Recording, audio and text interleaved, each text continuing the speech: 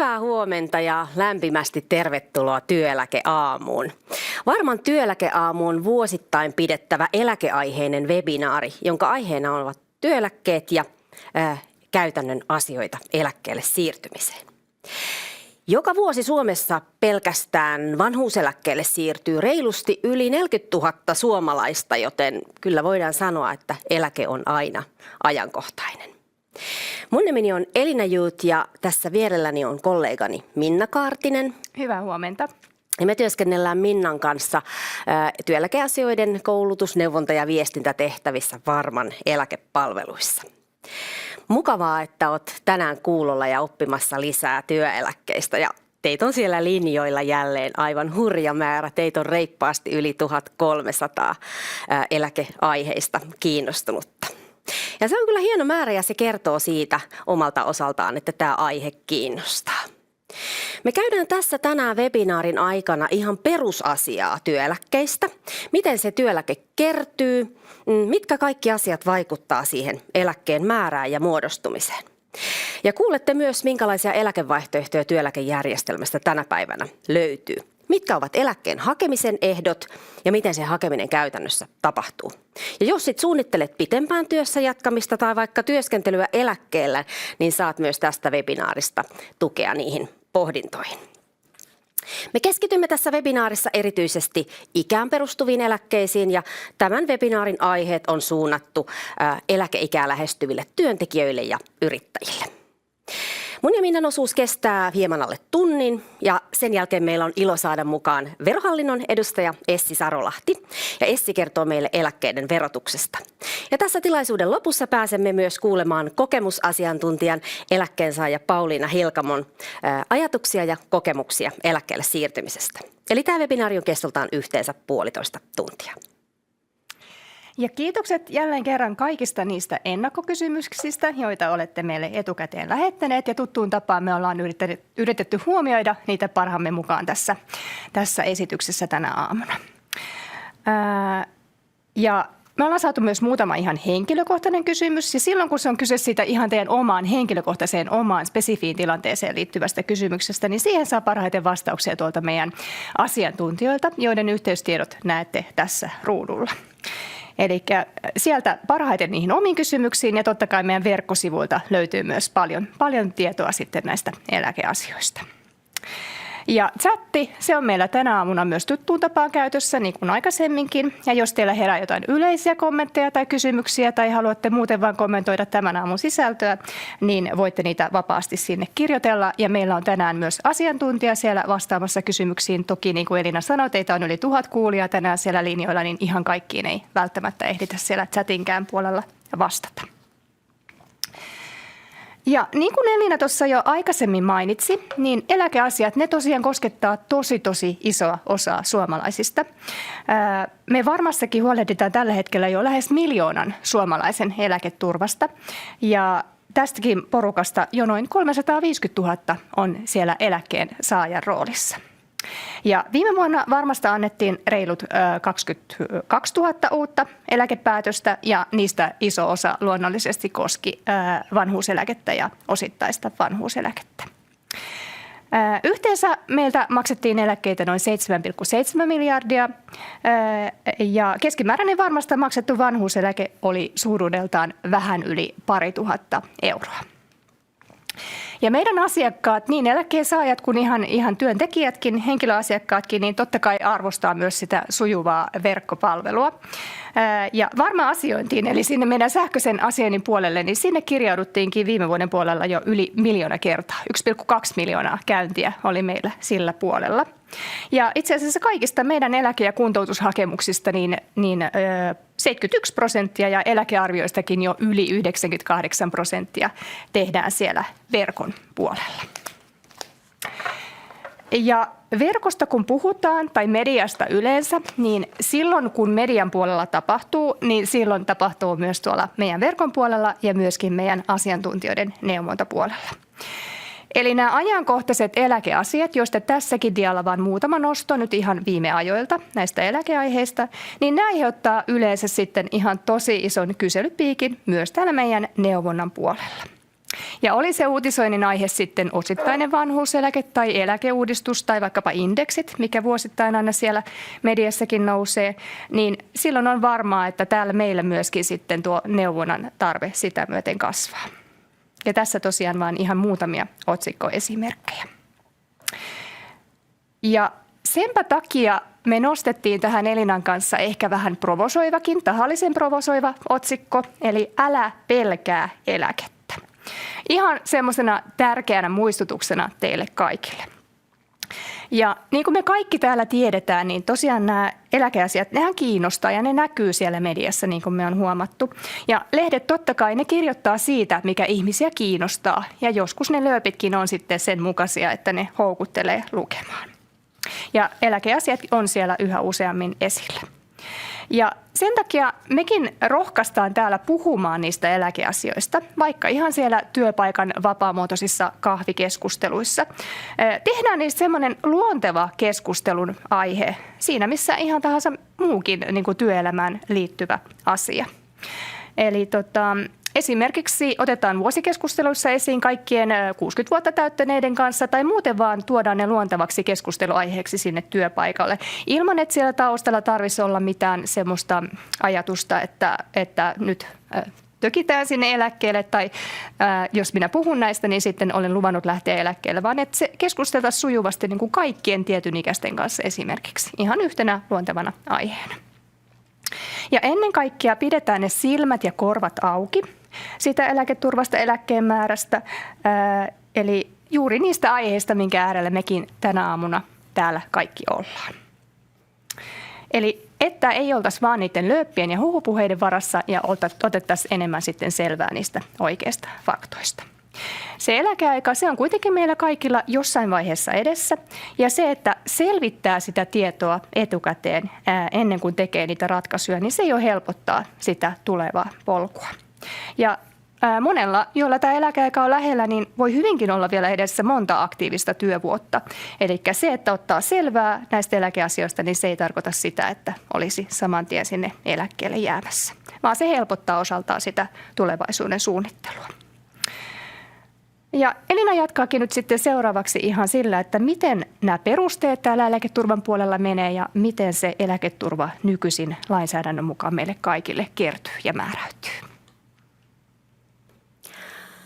No Suomen lakisääteinen eläkejärjestelmä koostuu siis työeläkkeestä ja kansaneläkkeestä. Ja tämän työeläkkeen tarkoitus on turvata se toimeentulo viimeistään siinä kohtaa, kun se työansio lakkaa, kun ollaan siirtymässä iän perusteella eläkkeelle. Ja se työeläke on aina ensisijainen eläke ja työeläke kertyy kirjaimellisesti työtä tekemällä. Ja työeläke rahoitetaan työnantajien ja meidän työntekijöiden työeläkevakuutusmaksuilla. Työnantaja perii meidän työntekijöiden eläkevakuutusmaksun suoraan palkasta. Ja yrittäjät puolestaan kustantavat työeläketurvansa itse maksamillaan YEL-vakuutusmaksuilla. Ja tätä työeläkettä kertyy koko työuran ajalta ja sillä työeläkkeen määrällä ei ole mitään ylärajaa, ei ole mitään eläkekattoa, vaikka tästäkin aiheesta tällä hetkellä julkisuudessa parhaillaan keskustellaankin. Ja esimerkiksi vanhuuseläke, se on yksi työeläkkeen muoto ja työeläkettä kertyy ja se maksetaan ulos sitten esimerkiksi vanhuuseläkkeenä. No kansaneläke taas on Kelan hallinnoima, verovaroin rahoitettava, täydentävä eläke ja oikeus tähän Kelan kansaneläkkeeseen perustuu asumiseen Suomessa. Ja tämä kansaneläke täydentää työeläkettä ja siihen on oikeus silloin, jos se oma työeläke jää alle tässä dialla näkyvien rajojen. Eli 1 624 euroa, 1 455 riippuen siitä perhesuhteesta. No miten sitten jakautuu Suomessa työeläkkeen ja kansaneläkkeen saajien määrä? No jos meillä on eläkkeensaajia Suomessa semmoinen reilut 1,6 miljoonaa, niin viime vuonna 2025 noin 68% eli reilut miljoona sai pelkästään työeläkettä. Ja pelkästään kansaneläkettä sai kaikista eläkkeensaajista noin 5%. No suurin osa meidän jokaisen tästä tulevasta eläkkeestä kertyy tosiaan työtä tekemällä ja eläke kertyy 1,5% siitä vuosiansiosta, niistä työstä maksetuista palkoista työntekijälle ja sitten yrittäjälle vakuutetusta YEL-työtulosta. Ja myös luontaisedot, kuten esimerkiksi ravinto, puhelin ja autoetu, niin nekin myös kerryttävät sitten eläkettä. Ja meille, useimmille teistä kuulijoista, eläke on kertynyt 23 ikävuodesta lähtien, mikä oli aikanaan eläkkeen kertymisen alaikäraja. No, työeläkelaki on sittemmin muuttunut, mutta koska nämä lakimuutokset eivät yleensä koske aikaa eteenpäin, tai eivät tule siis takautuvasti, vaan koskevat aina sitten aikaa eteenpäin, niin tämä 17 vuoden alaikäraja, niin se on tällä hetkellä, koskee siis näitä nuoria työelämään siirtyviä ikäluokkia, ja on ollut voimassa tuosta vuodesta 2017 lähtien. Eläke kertyy tällä hetkellä sinne 68, 69 tai 70, riippuu sitten siitä syntymävuodesta. No, eläkettä kertyy myös tietyiltä palkattomilta ajoilta, muun muassa ansiosidotusta päivärahasta, sairauspäivärahasta ja sitten jos vaikka opiskelee tutkinnon, niin vuodesta 2005 lähtien on kertynyt hieman eläkettä. Ei yhtä paljon kuin mitä työtä tekemällä, mutta joka tapauksessa, jos näitä jaksoja siellä työhistoriassa on, niin myös eläkekertymää on saatu. Ja sitten kun eläke on maksussa, niin myös jos tekee työtä eläkkeen aikana, niin kertyy lisää eläkettä. Ja tästä kaikesta kokonaisuudesta muodostuu sitten se henkilön oma työeläke. No, jos vielä katsotaan tätä laskutapaa, niin oikeastaan se on varsin yksinkertainen. Eli eläkettä kertyy siis vuosi kerrallaan. Ja yhden vuoden eläkekertymä saadaan sillä tavalla, että otetaan se vuosiansio tai vakuutettu YEL-työtulo kertaa 1,5% jaetaan 12, niin saadaan yhden vuoden työskentelystä kertynyt eläke. Ja eläke kertyy ihan samalla tavalla, ootko sitten pätkätöistä tai sitten ihan vakituisessa työssä, ihan puhtaasti niiden ansioiden perusteella tai sitten se vakuutetun YEL-työtulon mukaan. Ja sitten niitä vuosia tulee ja niitä eläkekertymiä sinne niin pitkään kuin me ollaan työelämässä. Miten paljon niitä työvuosia sitten ehtii kertyä? No, mitä tapahtuu eläkkeen määrälle, jos tekee vaikka esimerkiksi viimeiset vuodet vaikkapa 4 päivästä viikkoa? Tätäkin kysyttiin ennakkokysymyksenä. No, eläke kertyy sillä palkalla, mitä sen yhden vuoden ajalta saa. Eli sitten jos siirtyisi tekemään osa-aikatyötä, saisi osa-aikatyön palkkaa, niin eläke kertyisi puhtaasti siltä vuodelta sitten sen kyseisen osa-aikatyön palkan mukaan. Eli toki sitten se eläkekertymä jäisi vähän pienemmäksi niiltä vuosilta, kun palkkaakin tulisi vähän vähemmän. Tässä on ihan muutama esimerkki tässä dialla tämmöisistä tasasummista, miten yhden vuoden ajalta kertyisi eläkettä. Ja sitten tässä tietenkin, jos olisi vaikka 60 000 euroa, niin sitten eläkettä kertyy 75 euroa ja niin edelleen. Eli riippuu siitä vuosiansiosta. No, muutama teistä kysyi ennakkoon, että mitä vaikutusta sillä olisi, jos kertyneeseen eläkkeeseen, jos jäänkin pois töistä esimerkiksi 3 vuotta ennen virallista eläkeikää ja eläisin omilla säästöilläni. No, jos työsuhde päättyy kokonaan, vaikka 2 vuotta ennen sitä varsinaista eläkeikää, niin silloin se eläkkeen kertyminenkin työstä päättyy. Ja sitten aikanaan saisi sen eläkkeen, mitä siihen työn päättymiseen saakka olisi kertynyt. Eli siinä jäisi nyt sitten työstä kertynyt eläke saamatta 2 vuoden ajalta. No, sitten kysyttiin myös, että miten työeläkkeeni kertyy, jos jatkankin työskentelyä vielä pitempään, yli sen alaikärajan, esimerkiksi 6 kuukautta. No, lyhyesti sanottuna, jos jatkaa pitempään työssä, saa suuremman eläkkeen. Ja aiemmin alimman eläkeiän täyttäminen tosiaan kerryttää, sitten sen jälkeen jos työskentelee, niin kerryttää lisää eläkettä ja siitä palkitaan vielä niin sanotulla lykkäyskorotuksella, jos jatkaa vähän pitempään. Minna jatkaankin tästä seuraavaksi. Joo, eli siellä eläkkeen määrän laskennan taustalla on vielä muutamia tekijöitä, jotka vaikuttaa sinne viivan alle jäävään määrään. Ja ensimmäinen niistä on lykkäyskorotus. Eli niin kuin Elina sanoikin, että jos et jää vielä eläkkeelle siinä omassa alimmassa eläkeiässä, niin sen jälkeen eläkkeen määrään tulee automaattisesti lykkäyskorotusta. Eli jokaisella on mahdollisuus lisätä sitä eläkkeensä määrää lykkäyskorotuksen muodossa. Meille kaikille on määritelty sen oman ikäluokan mukainen alineläkeikä, jolloin voi aikaisintaan ikänsä puolesta siirtyä sille vanhuuseläkkeelle. Silloin ei ole kuitenkaan pakko jäädä, eli se on vain se ensimmäinen mahdollinen ajankohta, jolloin voi näitä eläkeasioita miettiä ja iän perusteella sille eläkkeelle jäädä. Ja jos et silloin vielä jää, niin siitä pidempään työssä jatkamisesta palkitaan lykkäyskorotuksen muodossa. Eli jos sitä eläkkeelle jäämistä myöhentää, niin eläkkeen määrään lisätään automaattisesti lykkäyskorotusta 0,4% jokaista lykättyä tai myöhennettyä kuukautta kohden. Eli jos jäät eläkkeelle esimerkiksi 65-vuotiaana, vaikka se oma eläkeikä oli 64 vuotta, eli jatkaisit siellä töissä vuoden pidempään, niin silloin se eläkekin kertyisi normaalisti sen 1,5% mukaan vuoden pidemmältä ajalta, ja sen lisäksi se koko oma eläkkeen alkamiseen mennessä kertynyt eläke korottuisi vielä 4,8% lykkäyskorotuksella.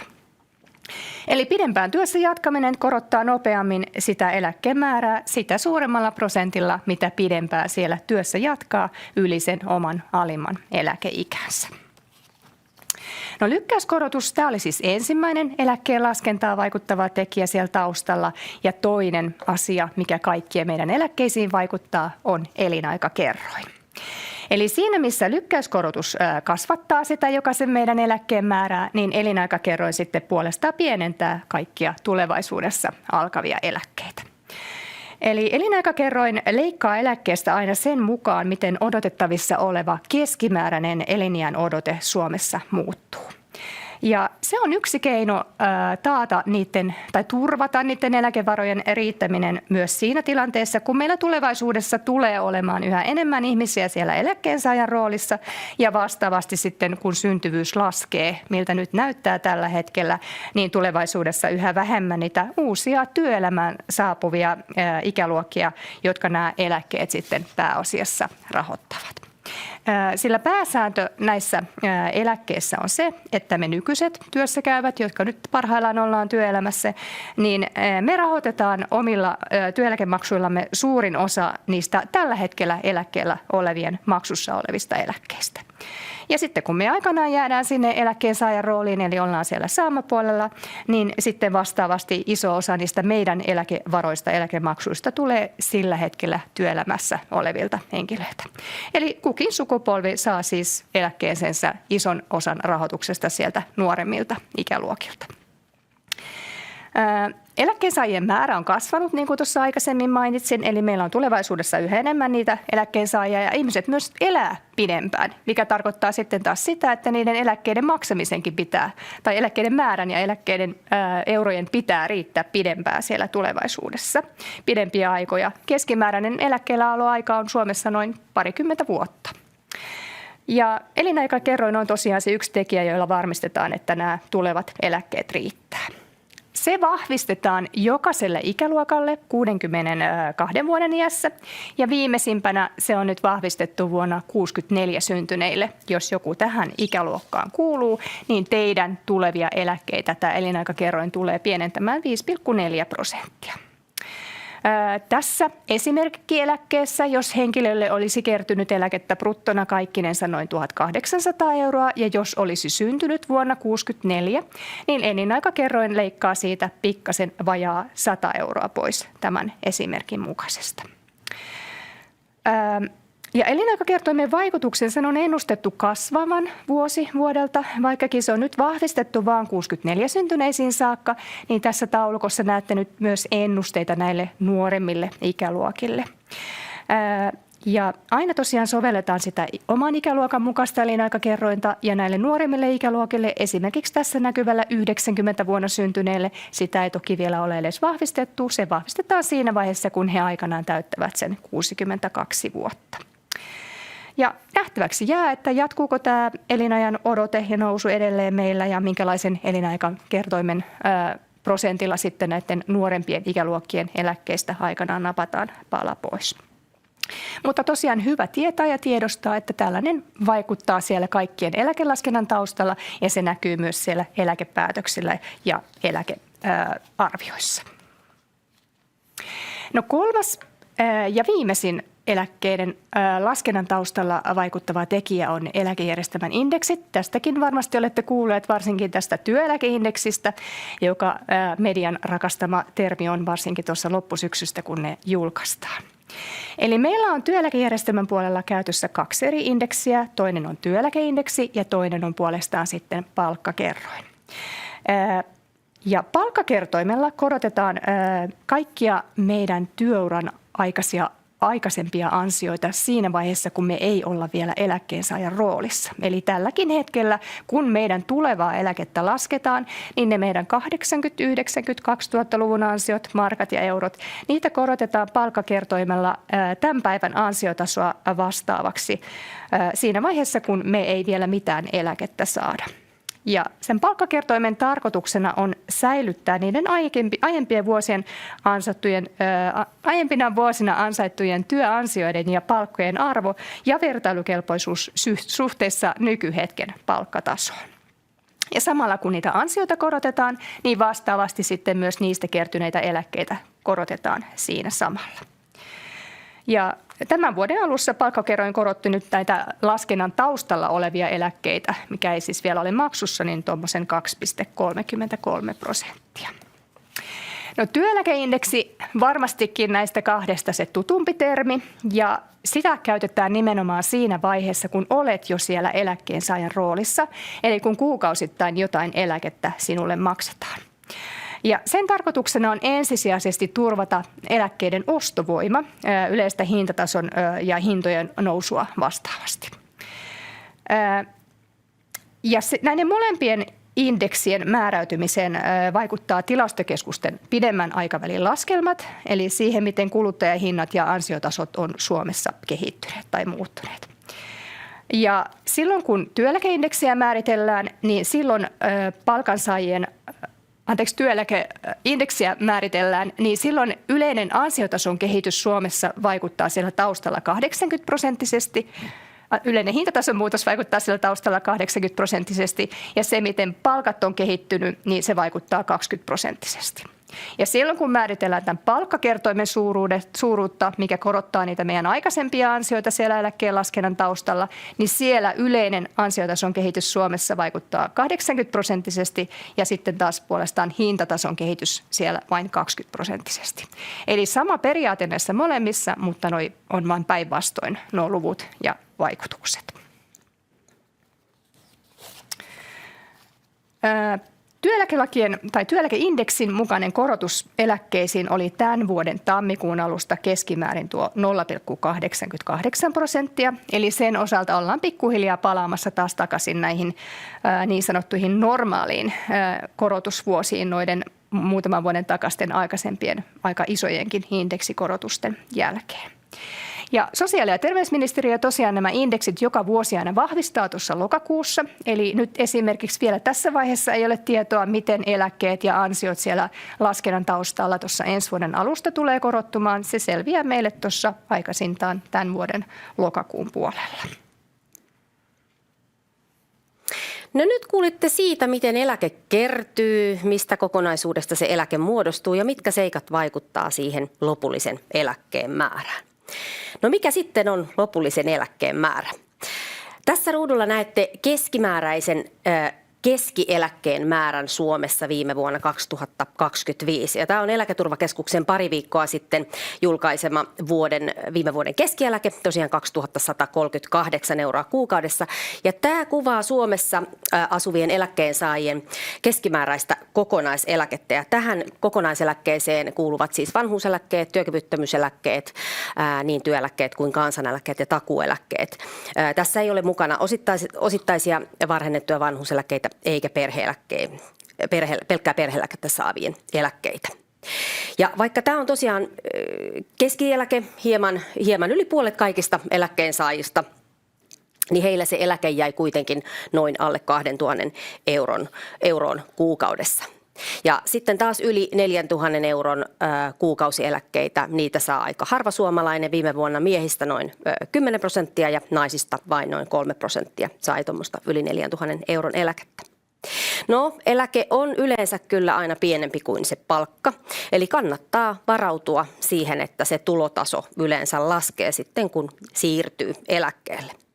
No, minkälaiseen tulotasoon tulisi sitten varautua, kun siirtyy eläkkeelle, niin tosiaan tässä näitte sen keskimääräisen eläkkeen määrän, mutta mikä on juuri se sinun oma eläkkeesi määrä, niin niiden omien ansaittujen eläkeeurojen ja sen arvioidun tulevan eläkkeen määrän pääsee parhaiten katsomaan tuolta meidän Varma-asioinnista.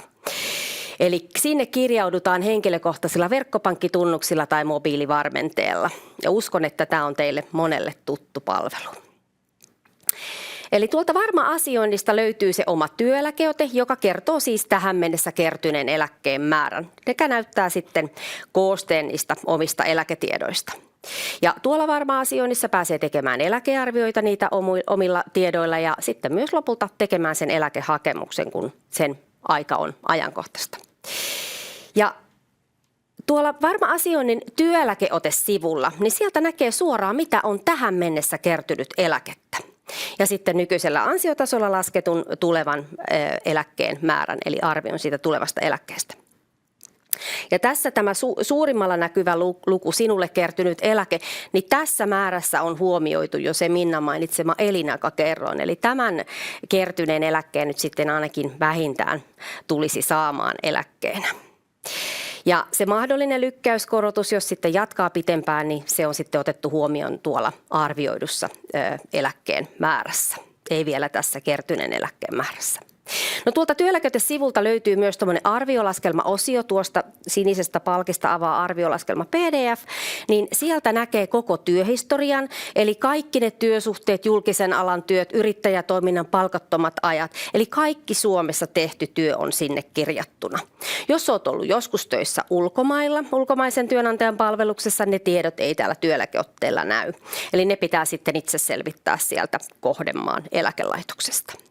Mutta tämä työeläkeote kannattaa tarkistaa vuosittain, koska sitten kun jäät eläkkeelle, niin se eläkkeen laskenta perustuu ihan puhtaasti tässä työeläkeotteella näkyviin tietoihin. Jos et katso ollenkaan otettasi täällä verkossa, niin me lähetetään edelleen muutaman vuoden välein postitse niitä otteita, mutta se on hyvä huomioida, että jos saat postitse sen otteen, niin se on suppeampi kuin mitä sitten täällä sähköisesti katsottava ote. Eli jos et ole vielä käynyt tätä työeläkeotettasi katsomassa, niin ota se tehtäväksi vaikka tänä iltana.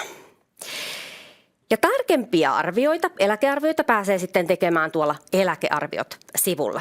Eli täällä voi laskettaa nyt sitten arvioita, erilaisia vaihtoehtoja eläkkeen alkamiskohdasta, jos vaikka sitten suunnittelee, että jäisi myöhemmin eläkkeelle, niin erilaisilla variaatioilla voi tänne sitten eläkkeen alkamisajankohdan syöttää. Tai jos tietää, että työsuhde päättyisi ennenaikaisesti, niin myös sen työsuhteen päättymispäivän voi tänne syöttää. Tai jos tietää, että palkkataso tulee muuttumaan, niin myös näitä tietoja voi tänne syöttää.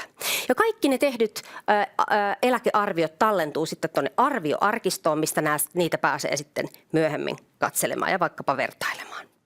No jos sulla on jo maksussa osittainen varhennettu vanhuuseläke tai osatyökyvyttömyyseläke, niin silloin et voi tehdä eläkearvioita eri eläkkeen alkamisajankohdista. Ja jos sitten haluat eläkearvion jostain tietystä ajankohdasta, niin oo sitten yhteydessä meidän asiakaspalveluun.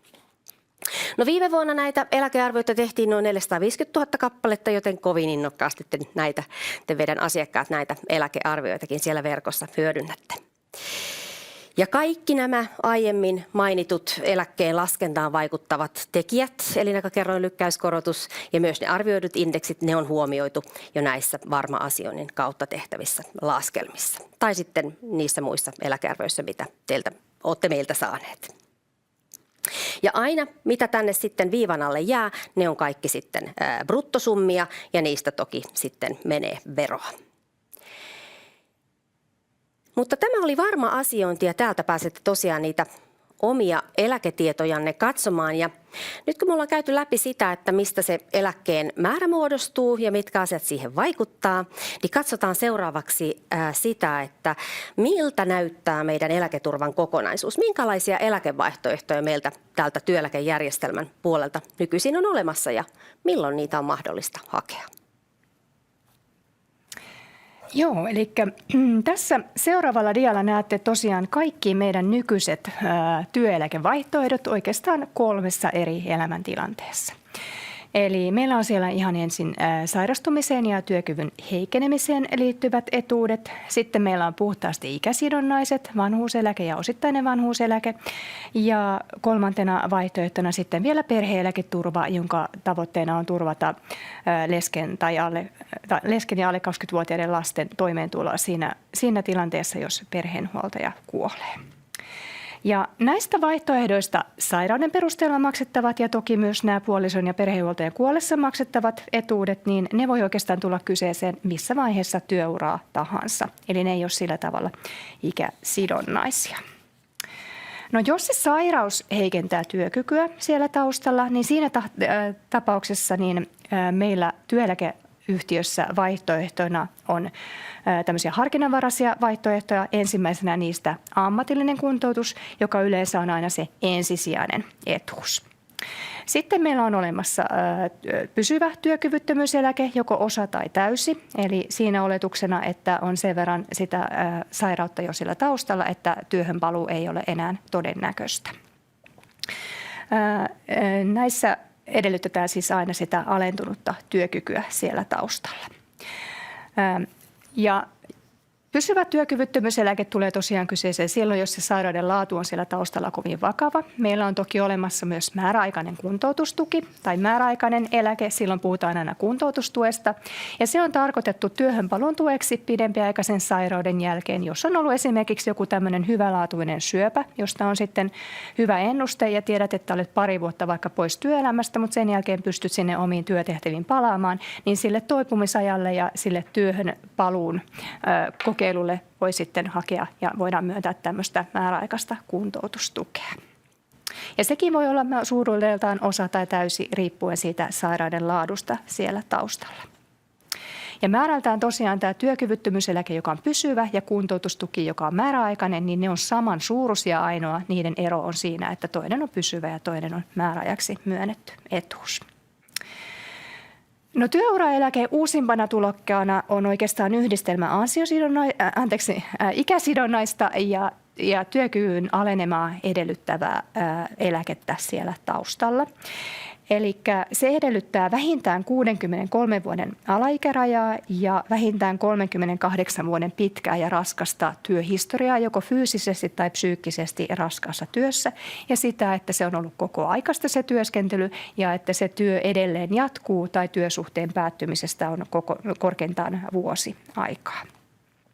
Ja myös sitä, että se oma alin eläkeikä ei ole vielä täynnä, eli siinä saa ikään kuin mahdollisuuden pitkän ja raskaan työuran jälkeen, kun alkaa jo sairautta olla, niin päästä eläkkeelle muutaman vuoden etuajassa ennen sitä alinta eläkeikää ilman, että sitä eläkkeen määrää millään varhennusvähennyksillä tai muilla pienennettäisiin. Tästä työuraeläkkeestäkin meille tuli etukäteen ennakkokysymys. Me ei valitettavasti ihan kaikkia ehditä tässä tämän aamun aikana käydä tarkkaan läpi, mutta siitäkin löytyy tosi paljon lisätietoa tuolta meidän verkkosivuilta ja ihan oma esitekin tästä eläke-etuudesta. Eli jos joku näistä on itselle parhaillaan ajankohtainen, niin tosiaan meidän verkosta löytyy runsaasti lisätietoa. Ja Elina palaa tässä aamun aikana vielä tarkemmin vielä itse asiassa tuohon osatyökyvyttömyyseläkkeeseen, mikä on kovin yleinen eläkemuoto.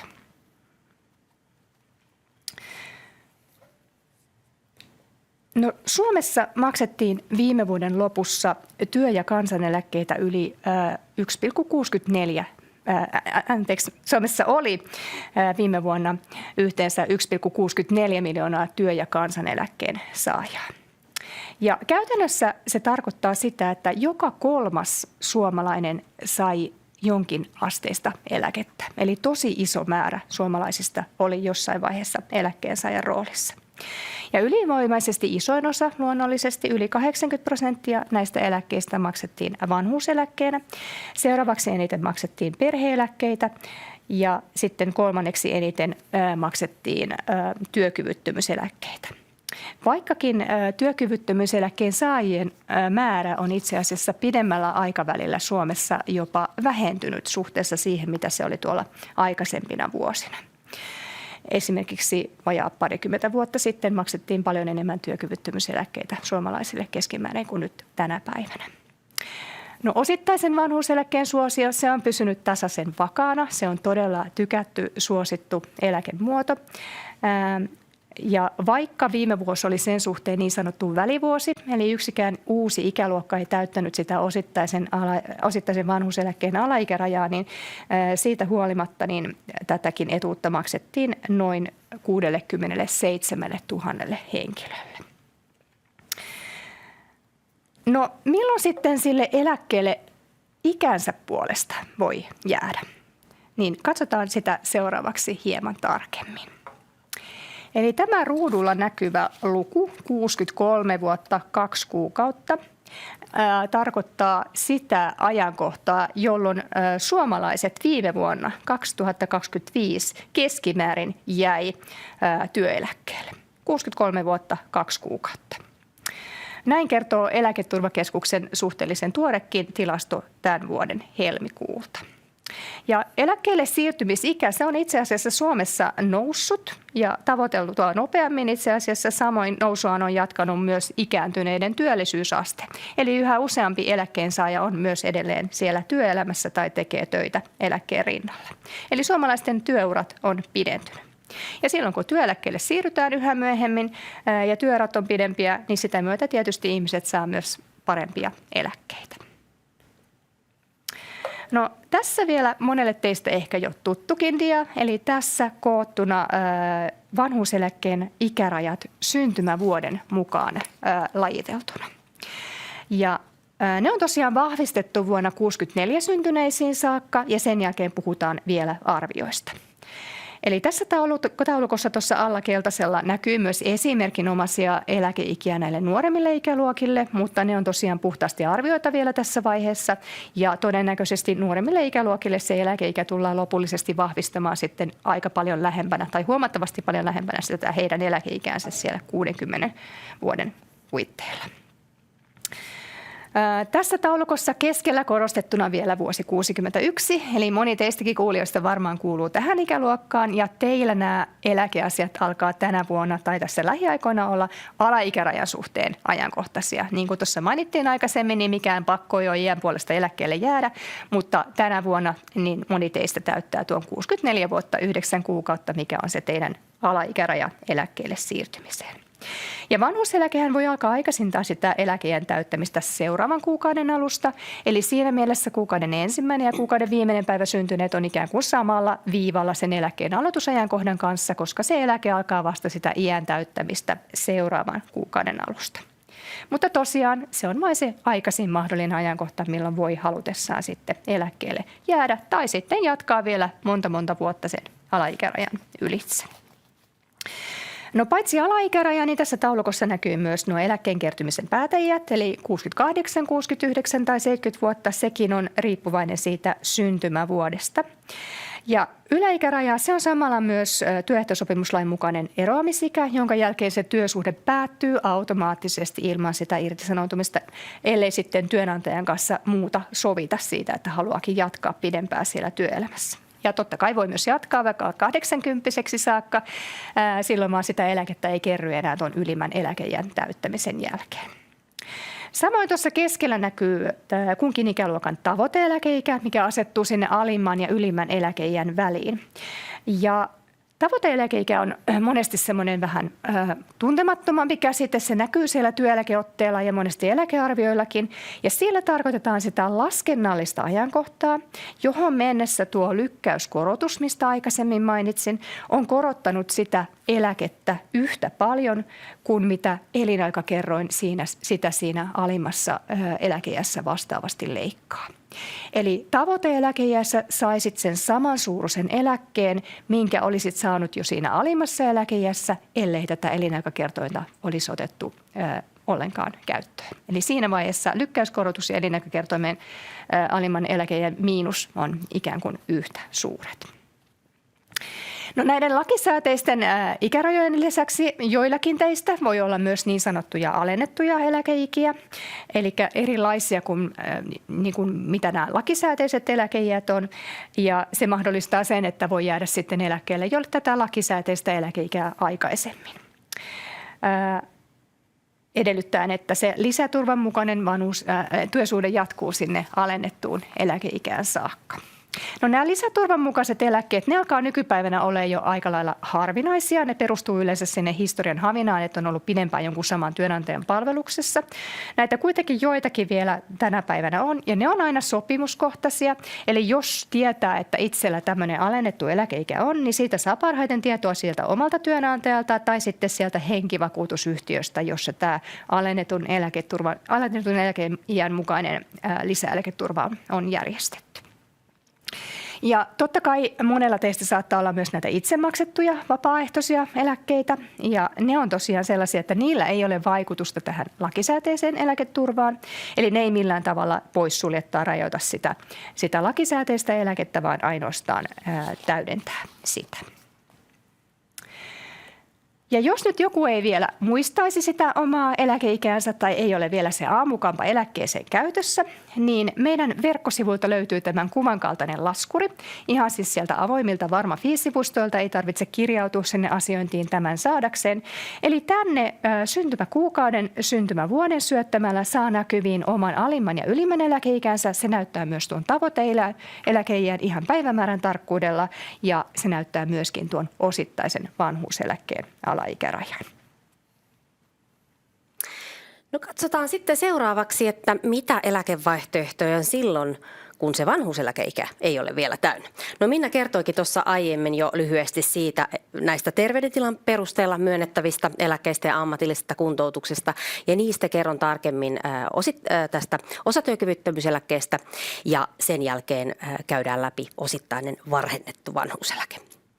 No tämä osatyökyvyttömyyseläke, niin se on yksi eläkevaihtoehto siellä, esimerkiksi siellä työuran loppupuolella, jos on niin kuin jotain terveydellisiä haasteita siellä työkyvyssä. Eli jos siitä sairaudesta johtuen tulee tarve esimerkiksi vähentää sitä työskentelyä, eikä ammatillisesta kuntoutuksesta ole apua.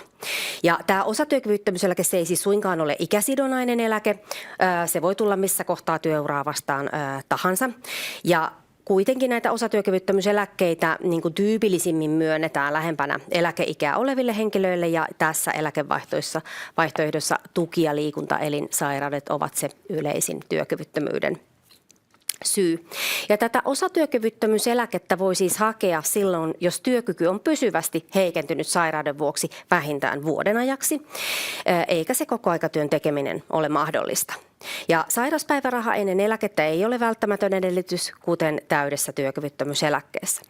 Tästä osatyökyvyttömyyseläkkeestä voi hakea ennakkopäätöksen ja se on voimassa 9 kuukautta ja sen aikana voi sopia sitten siellä työpaikalla niistä käytännön asioista, esimerkiksi siitä osa-aikatyöhön siirtymisestä.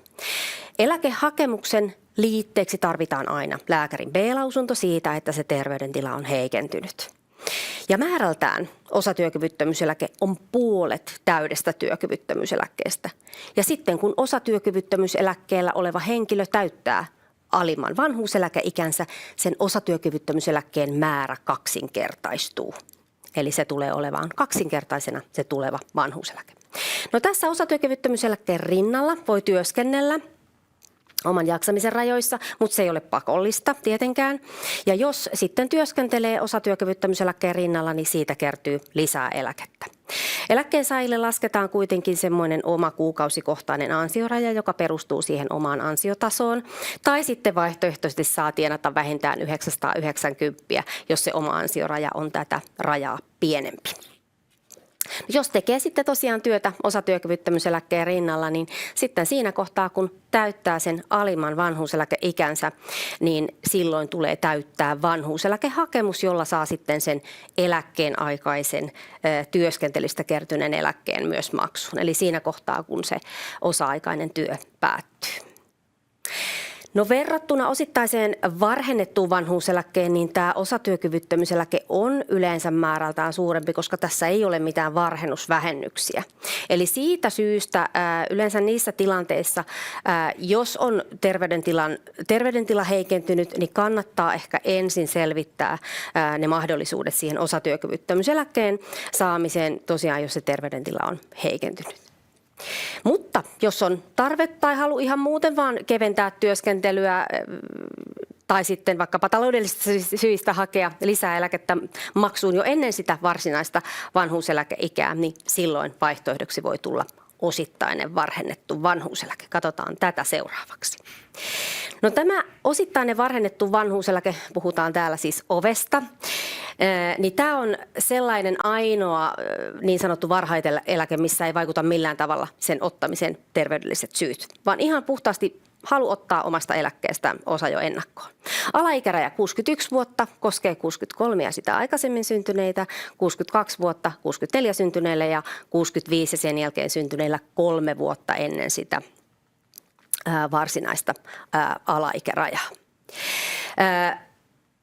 Tämä tosiaan on ollut viimeisinä vuosina tämä osittainen varhennettu vanhuuseläke kovin suosittu ja ehkä tässä kohtaa mainostan sitä, kun paljon tuli ennakkokysymyksiäkin. Me pidettiin tuossa aiemmin keväällä webinaari tästä osittaisesta vanhuuseläkkeestä. Tässä materiaalissa on linkki siihen tallenteeseen, jos haluat vähän syvemmin perehtyä tähän eläkemuotoon. Mutta tosiaan iät kävinkin jo läpi ja tosiaan sitten, jos haluaa ottaa omasta eläkkeestään osan ennakkoon, voi ottaa 25 tai 50%, mitä on kertynyt edellisen vuoden loppuun mennessä. Ja tässä sitten siihen nostettavaan osuuteen tulee varhennusvähennystä, jos sitä eläkettään ottaa ennen sitä varsinaista eläkeikää. Tässä ei ole mitään ehtoja tai vaatimuksia sille, että tekeekö töitä vai ei tee, eli se on ihan tosiaan vapaaehtoista, tekeekö työtä vai ei. Tämä on pysyvä eläke. Eli tätä osittaista vanhuuseläkettä ei voi lakkauttaa missään tilanteissa.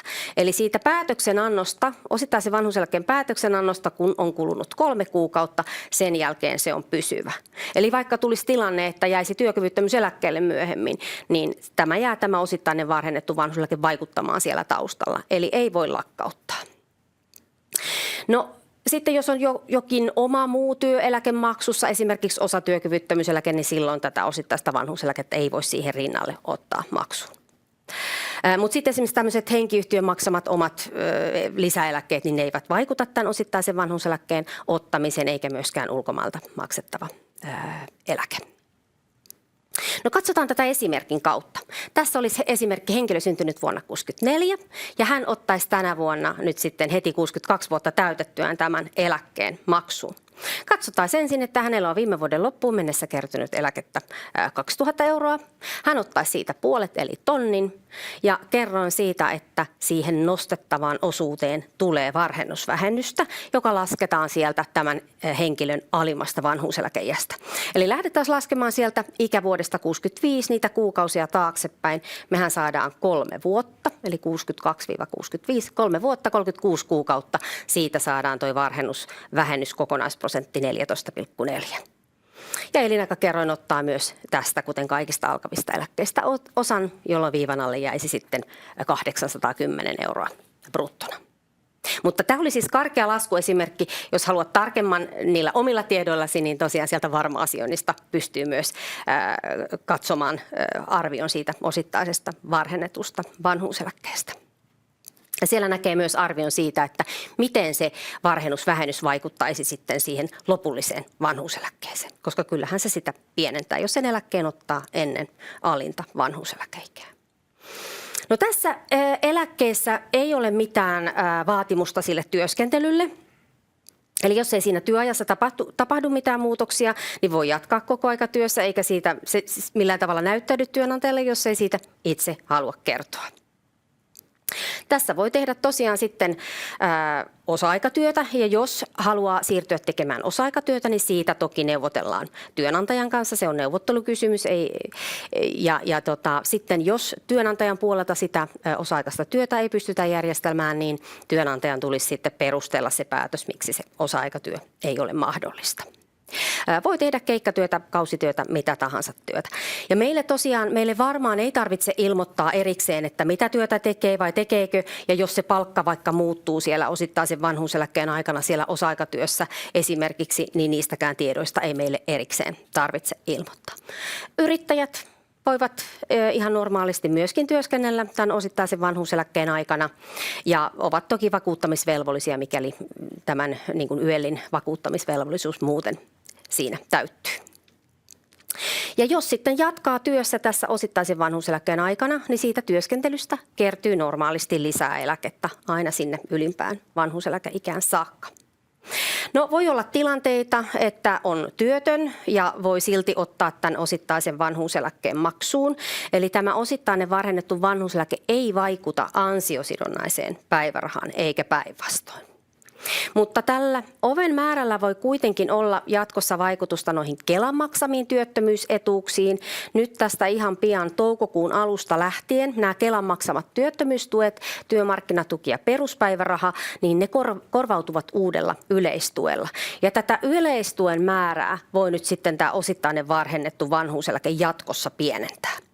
Eli jos saat Kelalta työttömyystukea ja harkitset tämän osittaisen vanhuuseläkkeen ottamista, niin selvitä sen oven ottamisen vaikutukset siihen yleistukeen suoraan sieltä Kelasta. Ja tätä osittaista varhennettua vanhuuseläkettä maksetaan tosiaan niin pitkään, kunnes sitten itse päättää hakea sen lopullisen vanhuuseläkkeen. Ja kun tämä meidän esimerkkihenkilö sitten olisi ottanut sen osittaisen vanhuuseläkkeen maksuun, niin katsotaan seuraavaksi, että miten se määräytyy se vanhuuseläke sen osittaisen vanhuuseläkkeen jälkeen. Eli lopullinen vanhuuseläke muodostuu sen jälkeen oikeastaan 3 palasesta. Ensin otetaan mukaan se osittaisena vanhuuseläkkeenä jo maksussa ollut eläkeosuus. Se sulautuu tässä vaiheessa osaksi sitä vanhuuseläkettä. Eli kun sinne on mukaan laskettu jo se varhennusvähennys ja elinaikakertoimen leikkaava vaikutus, niin ne pysyy siellä mukana. Ne ei sieltä myöhemminkään poistu siinä vaiheessa, kun tämä pala tulee osaksi vanhuuseläkettä. Eli ne vaikuttaa siellä eläkkeen määrän taustalla myös siinä vanhuuseläkkeessä.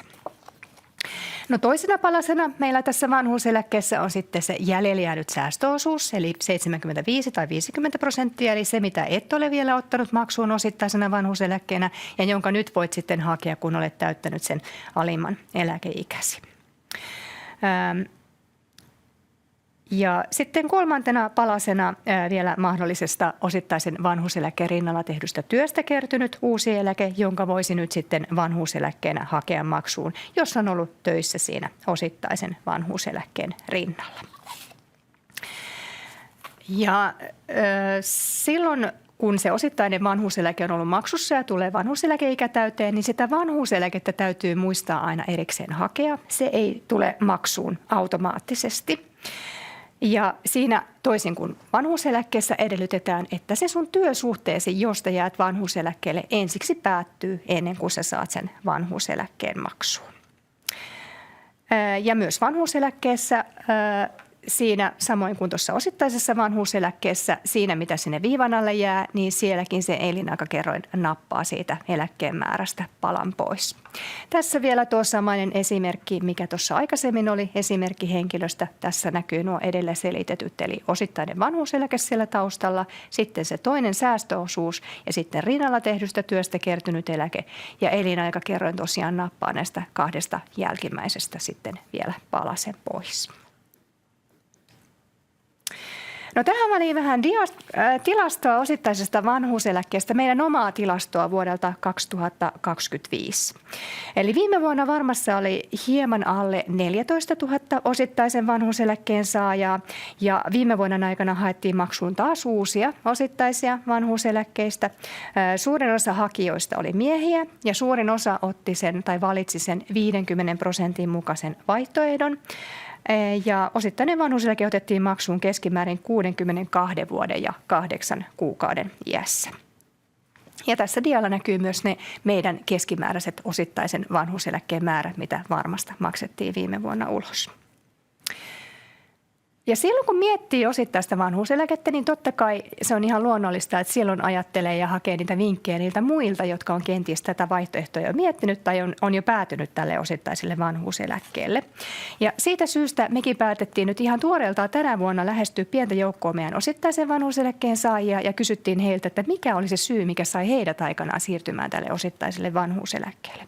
Ja me saatiin tosi paljon vastauksia tässä dialla nostona ihan vain muutama niistä. Ja kuten näistäkin näkee, niin se elämäntilanne siellä taustalla vaikuttaa. Se voi olla ihan puhtaasti taloudellinen syy, se voi olla oman hyvinvointiin panostaminen. Siellä ei välttämättä ole mitään erityistä syitä siellä taustalla. Voi olla, että on vain kaverin kannustamana tätä hakenut. Näitä syitä on siellä taustalla tosi monta. Mutta niin kuin tuossa Elinakin aikaisemmin mainitsi, meillä oli tosiaan oma webinaari aikaisemmin tänä vuonna tästä osittaisesta vanhuuseläkkeestä. Jos tämä aihe syvällisemmin kiinnostaa tai jos haluatte lukea tarkemmin näistä vinkkeistä, kuulla vähän enemmän tästä kyselyn tuloksista, niin sieltä webinaaritallenteesta tosiaan löytyy. Ja tässä yhtenä vinkkinä nousi muun muassa se tuttu hyvin usein esiin nouseva, että selvitä etukäteen verotuksen vaikutus, ja siitä meillä onkin tänään Essi sitten myöhemmin vielä kertomassa. Ja tosiaan linkki siihen aikaisempaan osittaiseen vanhuuseläkkeen webinaariin löytyy tästä materiaalista.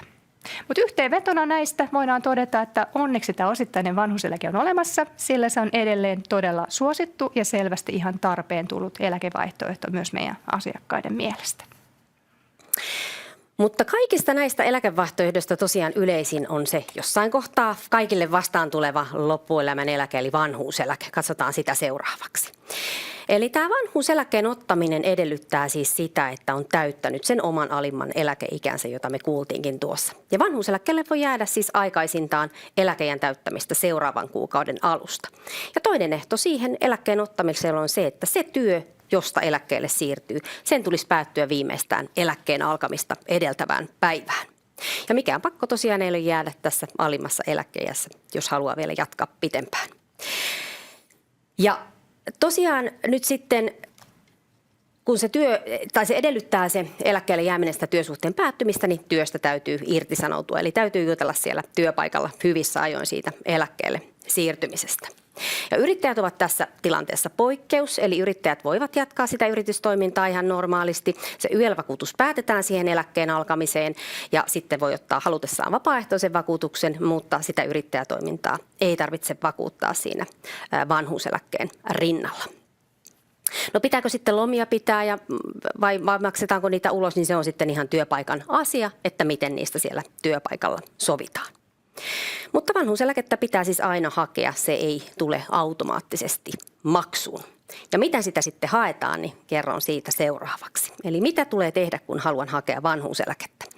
Eli tuo käytiinkin jo läpi, eli täytyy irtisanoutua, eli täytyy jutella siellä työpaikalla hyvissä ajoin siitä eläkkeelle siirtymisestä. Ja sitten sen irtisanoutumisen jälkeen täytyy täyttää eläkehakemus pari viikkoa ennen sitä toivottua eläkkeen alkamista. Ja sehän onnistuu herpoiten tuolla meidän Varma-asioinnissa, jota jo teille tuossa aiemmin esittelin. Ja yksi hakemus tosiaan riittää ja sillä saa sitten maksuun koko työuran ajalta kertyneen eläkkeen. Eli on sitten ollut työsuhteita, yrittäjätoimintaa tai missä tahansa niin kuin vakuutettuna se työ valtiolla, kunnalla ja niin edelleen, niin yksi hakemus meille riittää. Ja mitä liitteitä ei tarvita tämän vanhuuseläken hakemuksen liitteeksi. Poikkeuksena on ulkomailla tehty työ. Eli jos olet tehnyt työtä ulkomaisen työnantajan palveluksessa, ei siis lähetettynä työntekijänä, esimerkiksi Ruotsissa, niin täytä silloin tämä U-liite, hakeminen ja asuminen ja työskentely ulkomailla. Ja se käynnistää sen eläkkeen hakemisprosessin sitten sinne kohdemaahan eläketurvakeskuksen kautta. Eli silloin kannattaa olla aikaisemmin asialla. No sitten, kun se eläkehakemus on tehty, niin seuraavaksi saat meiltä väliaikaisen eläkepäätöksen niillä tiedoilla, mitä meillä on rekisterissä. Eli me saadaan eläke hyvin nopeasti sinulle maksuun. Ja kun se väliaikainen eläkepäätös on tullut, niin ole siinä yhteydessä jo yhteydessä verottajaan, koska eläkkeensaajan tulee itse pyytää verottajalta eläketulon verokortti. Ja verottaja toimittaa sen sitten meille eläkkeensaajan pyynnöstä meille varmaan.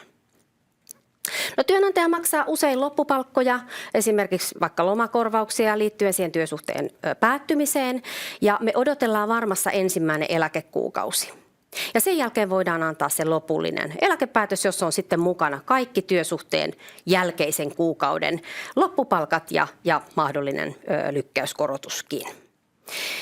Ja sitten se erilaisiin alennuksiin oikeuttava työeläkekortti tulee sitten pari viikkoa sen eläkepäätöksen antamisen jälkeen. Ja jos sitten haluaa jatkaa töitä vanhuuseläkkeen aikana, niin mitään ansiorajoja silloin ei ole. Eli voi vapaasti tehdä töitä rajoituksetta sen oman motivaation ja tilanteen mukaisesti. Ja jos tekee töitä eläkkeen rinnalla, niin silloin tarvitaan aina uusi työsopimus ja silloin kertyy uutta eläkettäkin siitä työskentelystä eläkkeen rinnalla ja se työ vakuutetaan työnantajan toimesta aina sinne ylimpään eläkeikään saakka. Ja jos se uusi työsuhde alkaa saman työnantajan palveluksessa heti edellisen päätyttyä, niin silloin sen työsuhteen tulee siinä tapauksessa olennaisesti erota siitä aikaisemmin päättyneestä työsuhteesta se uusi sopimus, mikä solmitaan. Eli joko palkan, työajan tai työtehtävien täytyy olla erilaiset ja olennaisesti muuttua siitä aikaisemmin voimassa olevasta työsuhteesta ennen eläkkeelle jäämistä. Eli joku tosiasiallinen muutos täytyy siinä tilanteessa tapahtua, jos aikoo jatkaa saman työnantajan palveluksessa siinä eläkkeen rinnalla heti. Tämä perustuu ihan lakiin. No yrittäjälle tällä olennaisen muutoksen vaatimusta ei toki ole, koska yritystoimintaa ei tarvitse päättää siihen vanhuuseläkkeen alkamiseen ja vanhuuseläkkeen rinnalla, jos jatkaa yrittäjätoimintaa, niin sen jälkeen se YEL-vakuuttaminenkin on vapaaehtoista. Ja jos olet täyttänyt jo oman ylimmän eläkkeen siirtymisen pääteiän, niin silloin tätä olennaisen muutoksen vaikutusta ei myöskään ole. Eli siinä tilanteessa voisi ottaa vanhuuseläkkeen maksuun ja jatkaa sitten edelleen vielä siellä työsuhteessa ilman, että työsuhteen pitäisi edes päättyä siinä välissä. Eläkkeen rinnalla tehdystä työstä kertyy saman prosentin mukaan normaalisti uutta eläkettä kuin ei-eläkkeellä olijallekin, ja sen saa maksuun sitten erikseen hakemalla siellä omassa ylimmässä eläkeiässä. Ja onneksi se ei ole ihan oman muistin varassa, vaan me varmasti kyllä sitten muistutellaan joko tekstiviestillä tai sähköpostiviestillä, että nyt on aika hakea uudestaan se eläkkeen rinnalla karttunut eläke, eli silloin käytännössä täytetään se sama vanhuuseläkehakemus kuin aikaisemminkin, jotta saa sen eläkkeen sieltä taustalta maksuun. Ja sitten jos eläkkeen määrä muuttuu, niin sitten tosiaan tarvitaan myös se uusi päivitetty verokortti. Mutta tässä oli tämän Työeläkeaamun ensimmäinen osio, tietoa eläkkeistä ja eläkkeen hakemisesta. Ja mä mainostan tässä kohtaa vielä meidän eläkeaiheisia muita aiempia webinaaritallenteita. Tässä materiaalissa on linkki tuonne meidän eläkeesitteet ja videot sivulle. Suosittelen tutustumaan. Mutta hei, seuraavaksi me pääsemme kuulemaan erittäin toivotun noin 20 minuutin puheenvuoron eläkkeiden verotuksesta. Ja nyt verottajan puheenvuoron aikana meillä ei ole siellä chatissa asiantuntijaa vastaamassa, mutta ne ennakkokysymykset, joita meille verotuksesta lähetitte, niin on huomioitu tässä sisällön suunnittelussa. Mutta ylitarkastaja Essi Sarolahti Verohallinnon verotusyksiköstä, lämpimästi tervetuloa Essi. Kiitoksia ja hyvää huomenta kaikille. Olen siis Essi Sarolahti Verohallinnosta ja nyt sitten minun osuudessa käydään näitä veroasioita, mitä eläkkeelle siirtyvän kannattaa huomioida.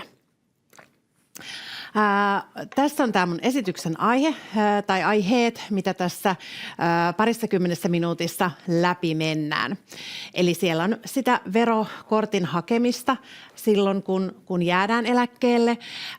Tilanteita, jolloin itse pitää sitä verokorttia hakea jatkossakin. Silloin verokortti silloin, kun saadaan eläkkeellä palkkaa tai jos yritystoiminta vielä jatkuu sitten eläkkeellä. Puhutaan vähän verovähennyksistä, ne aina kiinnostaa ja sitten nopeasti noista kansainvälisistä tilanteista. Eli jos saadaan ulkomailta eläkettä, miten se verotus, tai sitten jos Suomesta eläkettä saava muuttaa ulkomaille eläkepäiviä viettämään, niin miten verotus silloin toimii. Eli niin kuin tässä oli puhetta, Elinakin tuossa sanoi, että ensin saa sen tämmöisen väliaikaisen tai alustavan eläkelaskelman, niin suositellaan lämpimästi, että silloin jo heti ollaan yhteydessä verohallintoon ja lasketaan se veroprosentti, jotta se on sitten valmiina siellä eläkelaitoksella, kun se eläke koittaa ja ensimmäinen maksu sitä eläkkeestä tulee. Yleensä siinä ei ole suuria muutoksia siinä väliaikaisessa ja lopullisessa. Me aina sanotaan niin, että jos se on merkittävää eroa, niin mennään sillä veroprosentilla, minkä se alustava laskelma antoi. No sitten hyvä kysymys on, että mikä se on se merkittävä ero? No sehän riippuu tietysti tuloista paljon, että koska eläkkeitä on eri suuruisia, mutta jos vähänkään epäilyttää, että siellä onkin tullut ehkä siihen laskelman vähän odotettua isompi tarkennus, niin silloin aina voi tarkistaa vero.fi-sivuilta siellä meidän veroprosenttilaskurilla, että mikä se vaikutus on siihen, että kun tulon määrä sitten kasvaa. Veroprosenttilaskuri on tosi hyvä ja sitä voi käyttää kirjautumatta mihinkään. Tietysti siinä on se, että sinne pitää syöttää myös kaikki muut ansiotulot, mitä sitten kyseisenä vuonna on ollut. Senpä takia, jos on ollut paljon erilaisia ansiotuloja ja se tuntuu työläältä niitä sinne laskurille syöttää, niin toki voi myös omaverosta, että kirjaudutaan sinne omaveron omilla verkkopankkitunnuksilla ja sitten siellä syötetään tämä uusi eläkkeen määrä. Toki sitä ei ole pakko lähettää sitä verokorttihakemusta, eli riittää, että sen sitten tarkistaa, että onko siihen tulossa muutosta.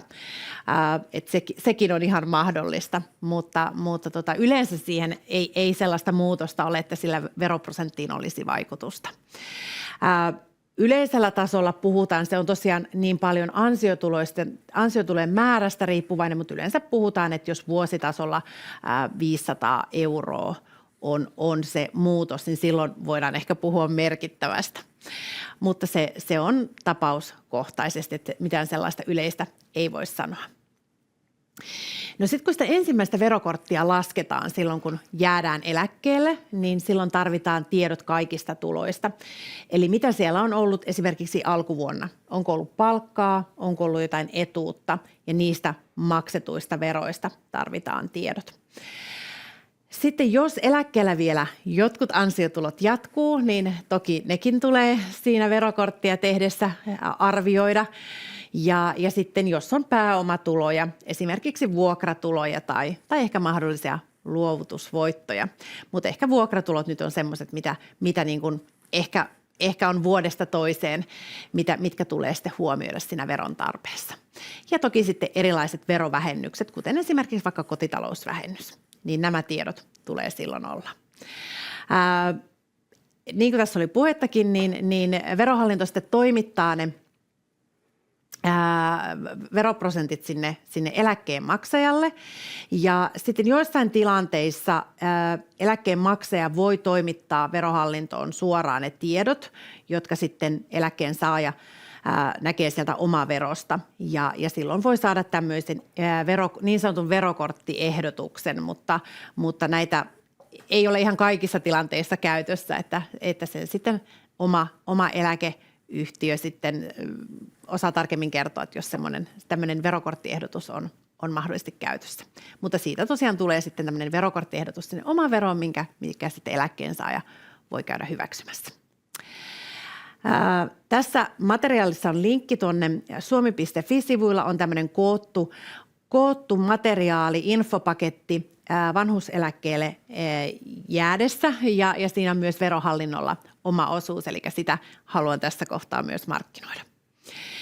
Sitten jatkossa, tämä on tosiaan se ensimmäinen vuosi, eli koska Verohallinto ei tietenkään tiedä, milloin kukin jää eläkkeelle, niin sen takia ensimmäisenä vuonna sitä verokorttia tulee hakea itse.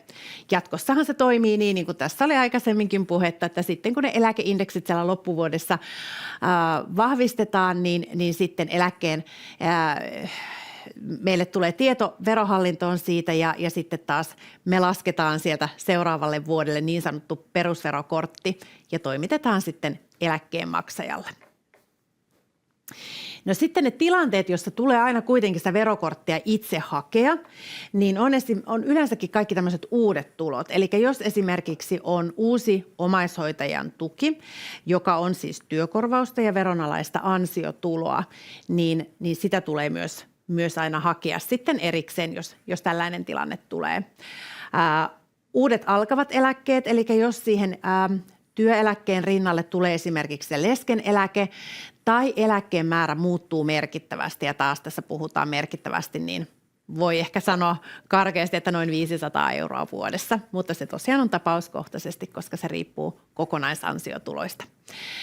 Sitten jos tulee muita uusia ansiotuloja, esimerkiksi palkkatuloja tai mikä nykyään on aika yleistä, niin tämmöinen kevytyrittäjän tulot laskutuspalveluiden kautta, niin niistä tulee myös verokortti erikseen hakea. No sitten pääomatuloista, niin kuin vuokratulot ja sitten esimerkiksi yritystulot, niin niistähän ensisijaisesti määrätään ennakkoverot.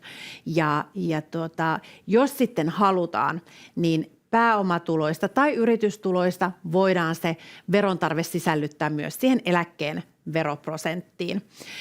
Ja se on sitten ihan jokaisen eläkkeensaajan oma valinta, että sisällytetäänkö ne niihin prosentteihin. Yleensä se on toimivinta silloin, jos ne pääomatulot tai yritystulot ei ole kovin isot, jotta ei se eläkkeen prosentti turhan korkeaksi pompsahda, mutta toki myös suuret tai suuremmatkin pääomatulot voidaan sinne sisällyttää, ja silloin kun se toive on esitetty, että ne sisällytetään veroprosenttiin, niin se tieto säilyy siellä myös jatkossa.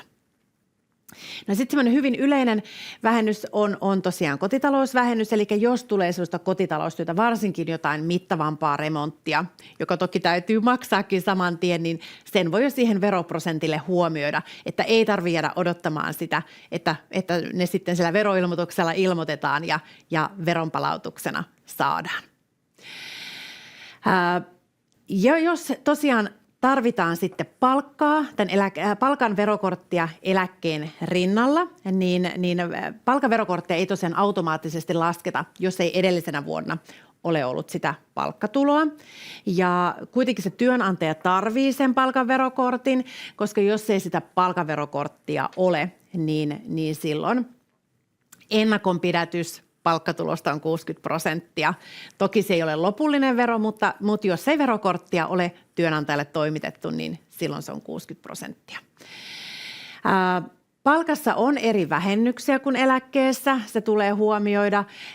Esimerkiksi tulohankkimisvähennys ja työtulovähennys on semmoisia, mitä taas sitten eläkkeestä ei tehdä, vaan se kuuluu ainoastaan palkalle. Ja noissa ennakkokysymyksissäkin oli aika paljon tuosta, että miten niin kuin eri tuloja verotetaan, niin tulee aina huomioida, että sekä palkka että eläke on ansiotuloja. Ja ansiotulojen verotus on Suomessa niin sanotusti progressiivista, eli mitä suuremmat tulot, niin sitten verokin siitä myös kasvaa. Ja sen takia on tärkeää, että huomioidaan ne kaikki ansiotulot, jotta saadaan se kokonaisvero sitten kerättyä siellä ennakkoperintävaiheessa. Monesti on niin, että halutaan eläkkeelle pitää se perusnormiprosentti, mikä siellä on ollutkin, ja sitten ehkä palkalle lasketaan suhteessa suurempi veroprosentti, joka kattaa sen progression vaikutuksen. Se on ihan yleistä, varsinkin jos se palkka on ehkä enemmän tai vähemmän epävarmaa, niin ei haluta sitä sitten turhaan nostamaan sitä eläkkeen veroprosenttia. Ja sitten tosiaan se on ihan itsestä kiinni sitten, että haluaako niin, että eläkkeelle on pienempi ja palkalle sitten vastaavasti suurempi, vai tasataanko se verontarve niin, että sitten myös sen eläkkeen veroprosentti hieman nousee siitä. No sitten jos on yrittäjiä, siellä on yrittäjäkin linjoilla kysymyksiä tuli siihenkin liittyen, niin eläkkeen lisäksi, jos saa sitten yritystuloa, niin se yritystulon tai elinkeinotulon ansiotuloosuus myös vaikuttaa siihen progressioon. Eli sillä on myös vaikutusta ja se tulee huomioida siinä, kun määritellään myös sille eläkkeelle veroprosenttia. Elinkeinotoiminnan tuloista ensisijaisesti kannetaan verot niin sanottuna ennakkoveroina, ja jos ei se yrittäjä kuulu sitten ennakkoperintärekisteriin, niin jos hän myy työkorvauksia eli palvelua, niin silloin tämä palvelun ostaja pidättää ennakonpidätyksen työkorvausverokortin mukaisesti, mutta pääsääntöisesti yrittäjät kuuluu ennakkoperintärekisteriin ja silloin heille määrätään ennakkoverot siitä tulosta, elleivät he sisällytä sitä sinne eläkkeen pidätysprosenttiin. Koska yritystulo varsinkin on hyvin, voi vaihdella, arvio voi heittää kovinkin paljon, vuodet voi olla kovin erilaisia, niin on todella tärkeää, että sitä yritystuloa seurataan siinä vuoden aikana, että mitä on sitten arvioitu ja sitten tarvittaessa muutetaan niitä ennakkoveroja. Sitten jos huomaa, että onkin ehkä ollut ehkä vähän arvioinut yläkanttiin, ehkä vähän toiveikas niiden yritystulojen suhteen ja ennakkoverot onkin suuremmat, niin se pitää muistaa, että niitä ei vaan voi jättää maksamatta tai itse oma-aloitteisesti alentaa, että käy vaikka veroprosenttilaskurilla laskemassa, vaan ne täytyy aina muuttaa. Ei voi vaan repiä ennakkoverolaskua, vaan se täytyy sitten poistaa, jos se on tarpeeton. Ja jos huomaa sitten, että ennakkoveroa onkin maksettu liian vähän, että tuloja onkin ollut siellä yritystoiminnassa enemmän, niin sitten verovuoden jälkeen voi hakea lisäennakkoa ihan sinne verotuksen päättymiseen saakka. Sitten vähennykset aina kiinnostaa. Eläkkeen verotus eroaa palkan verotuksesta ja monesti erityisesti se, mikä herättää ehkä hämmennystä, että tulot pienenee, mutta veroprosentti voi kasvaa. Ja tämä johtuu siitä, että palkalle on eri vähennykset kuin sinne eläkkeelle. Ja oikeastaan merkittävin ero on se, että verotuksessa siitä palkasta saa vähennykseksi eläkevakuutusmaksut ja työttömyysvakuutusmaksut, mikä on pidätetty siitä palkasta. Ja tätä vähennystähän ei tietenkään eläkkeestä saa, koska niitä maksuja ei myöskään makseta. Niin sen takia se on se suurin se, mikä siihen vaikuttaa, että palkasta on suhteessa pienempi prosentti. Ja toki eläkkeestäkin on vähennyksiä. Siellä on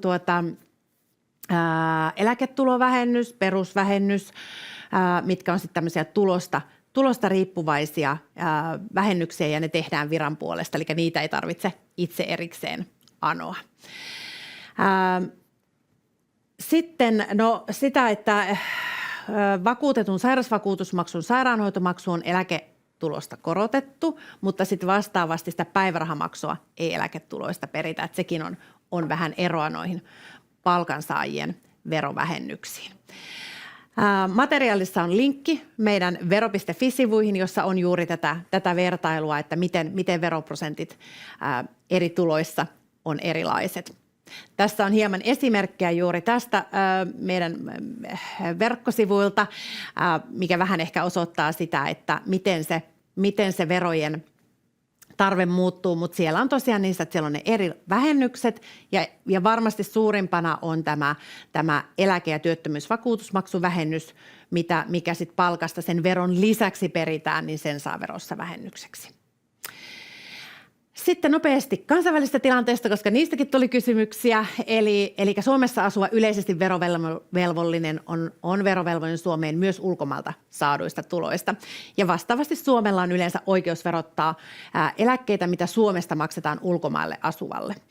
Ja useimmiten lähdevaltiolla, eli se valtio, mikä maksaa sen eläkkeen, sillä on ensisijainen verotusoikeus näihin tuloihin, muun muassa eläketuloihin, ja sitten asuinvaltio poistaa sen kaksinkertaisen verotuksen joko hyvitys- tai vapautusmenetelmällä. Ja kun ulkomailla asuva saa eläkettä Suomesta, niin yleensä sitten Suomeen tosiaan maksetaan verot, vaikka asuisi muualla ja sitten yleensä nämä Suomen ja muiden maiden verosopimukset ei sitä verotusoikeutta Suomelta rajaa ja estä. Ja se verotetaan samalla tavalla kuin Suomessa asuvan eläke. Ja sitten taas, jos Suomessa asuva saa ulkomailta, niin se tulee ilmoittaa Suomen verotukseen ja tosiaan Suomi sitten poistaa sen kaksinkertaisen verotuksen. Eli yleensä se on niin, että se hyvitetään se ulkomaalle maksettu vero. Verotetaan se tulo ihan samalla tavalla, mutta sitten hyvitetään se vero. Ja meillä kun on niin monia verosopimuksia eri valtioiden kanssa, niin jos itsellä on sellainen tilanne, että on tällainen ulkomaan eläke tai muutetaan ulkomaille, niin ehdottomasti kannattaa olla yhteydessä Verohallinnon kansainvälisen verotuksen palvelunumeroon, mikä tässä onkin mainittu. Ja siellä on myös linkkejä tuonne meidän vero.fi-sivuille. Tässä nopeasti verotuksesta. Kiitos minun puolestani. Oikein hyvää kevättä kaikille ja oikein hyviä eläkepäiviä, kun sen aika koittaa. Kiitos. Kiitokset Essille. Mä uskon, että moni teistä sai nyt arvokasta tietoa eläkkeiden verotuksesta tässä kohtaa. Ja muistutan vielä, kun tässä on tullut tuhdisti asiaa aamun aikana, niin pääsette tämän saman osallistumislinkin kautta katsomaan sitten tallenteen niin meidän kuin sitten verottajankin puheenvuorosta. Mutta kun se eläkeaika lähestyy, niin miten siihen eläkeajan lähestymiseen kannattaisi varautua ja valmistautua? Se eläkkeelle siirtyminen on yleensä aina elämänmuutos. Se on tietynlainen, voidaan sanoa, risteyskohta elämässä. Me kaikki siirrymme jossain kohtaa eläkkeelle ja siitä alkaa vielä tämmöinen niin sanottu kolmas elämänvaihe. Eläkkeelle siirtymiseen kannattaa toki valmistautua taloudellisesti, mitä ollaan tässä paljon läpikäyty, mutta myös pohtimalla sitä, että mitä se uusi elämäntilanne tuo mukanaan.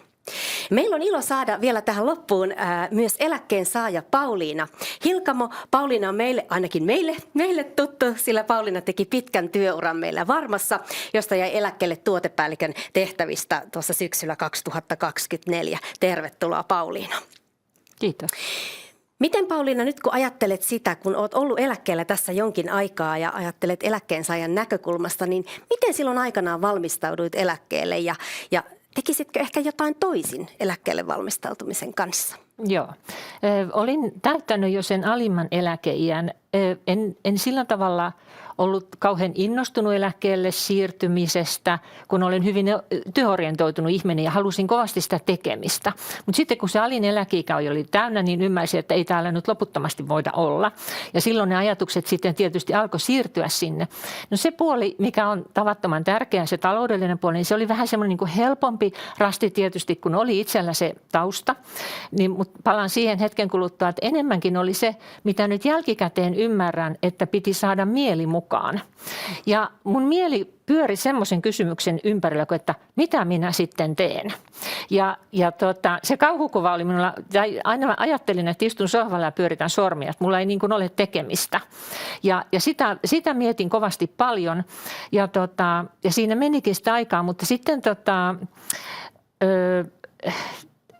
sitten se asia ratkesi sillä niin kuin siinä omassa elämäntilanteessa tuli sellainen muutos, että kun meille syntyi paljon lapsenlapsia, niin sitten me puolison kanssa alettiin hoitaa 2 1-vuotiasta, mikä sitten tietysti muutti sen tilanteen niin, että mentiin vain yhdestä työstä toiseen oikeastaan. Ja sitten se siihen eläkkeelle siirtymiseen toi myöskin semmoisen rutiinin, niin kuin sen arjen rutiinin. Ja nyt nämä pienet pojat, jotka meillä silloin oli hoidossa, ovat siirtyneet päiväkotiin, mutta kyllä se meidän päivärutiini jatkui sitten hyvin samanlaisena, että lounasajat on ja päiväkahvit on ja päivällisajat on, että niin opittiin elämään siinä sitä kahden vanhuksen elämää siellä kotona.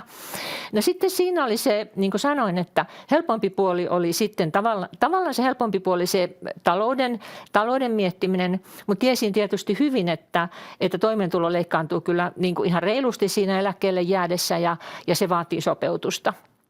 No olin sitten jo tosiaan täyttänyt sen alimman eläkeiän ja sitten mietin sitä osittaista vanhuuseläkettä ja järkeilin sillä tavalla, että työssä ollessa kuitenkin tulee vaikka lomalta paluurahoja, joka on vähän semmoista ekstraa monen taloudessa. No eläkkeellä ei tule. Niin sitten otin siinä sitten aika loppuvaiheessa otin sen osittaisen vanhuuseläkkeen ulos ja ihan siinä ajatuksessa, että saan itselleni semmoisen vararahaston, jos jotain sitten tarvii sellaista ekstraa. Että nämä oikeastaan se oli ne, että se talousasia, jota piti tietysti miettiä ja joka nyt sitten ihan eläkkeellä ollessakin vaati sillä tavalla sopeutumista, mutta enemmänkin ajattelen, että se henkinen ja se mielen mukaan tuominen oli niin kuin se semmoinen isompi asia. Ja oikeastaan sitten, että sitten kun jäin eläkkeelle, niin olin kyllä hyvin valmis siihen ja en nähnyt enää unia töistä enkä muuta, että se oli niin kuin suotuisa käänne sitten, että kyllä se oli tarpeen se kaikki aika, minkä siihen käytin ja se meni sitten ihan hyvin, joo.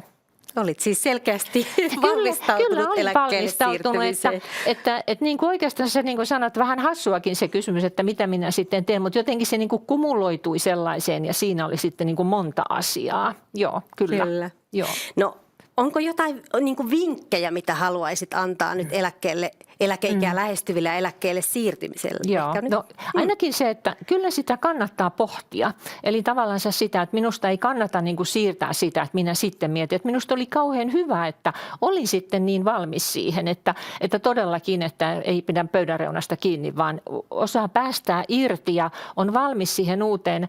Mä vähän jollekin vertailisin sitä, että se on vähän semmoista, että on ostanut uuden asunnon ja ajatukset alkaa olla siinä uudessa kodissa. Niin minullakin oli ajatukset siinä jo siinä uudessa elämänvaiheessa ja uudessa tekemisessä. Ja sitten semmoinen ehkä siinä taloudellisessa asiassa, johon ehkä hieman viitattiin täällä aikaisemmin, niin se asia, että tosi monet alkaa siinä eläkkeelle jäädessään niin hirveästi laskea lomia, että kuinka he pitää niitä lomia siinä, jos se on siis välttämätöntä, mutta se ei aina ole välttämätöntä. Että kun eläkkeellä ollut ajat on kasvamassa niin pitkiksi, niin kun siellä eläkkeellä saatetaan olla monta 10 vuotta, niin kyllä sitä vapaata on luvassa, mutta lomalta paluurahoja ei tule. Että ehkä niin kuin semmoinenkin taloudellinen näkökulma siinä, että jos on mahdollisuus ottaa kenties niitä ansaittuja lomia sieltä vaikka rahana, niin se voi olla ihan hyvä vinkki siinä, koska sitä taloutta kuitenkin pitää sopeuttaa. Että ehkä semmoinen olisi, niin kuin, mitä mä aina ihmettelen sitä, että miksi niitä lomia aletaan pitää sitten siinä vaiheessa. Aivan, Joo. aivan hyviä käytännön vinkkejä. Joo. No onko ehkä jotain muuta semmoista erityistä, mitä haluaisit nyt nostaa niin kuin tähän eläkkeelle siirtymiseen ja tähän uuteen elämänvaiheeseen liittyen nyt? No joo, ehkä sellainen asia, että yhtäältä siis, että huomennakin on uusi aamu ja nauti hyvistä hetkistä. Mutta myöskin niin kuin se semmoinen, että auta itse itseäsi. Nyt on ainakin ollut paljon lehdissä ja on välttämätöntä ja kaikki tietää, että nyt autoon on pitänyt vaihtaa kesärenkaat.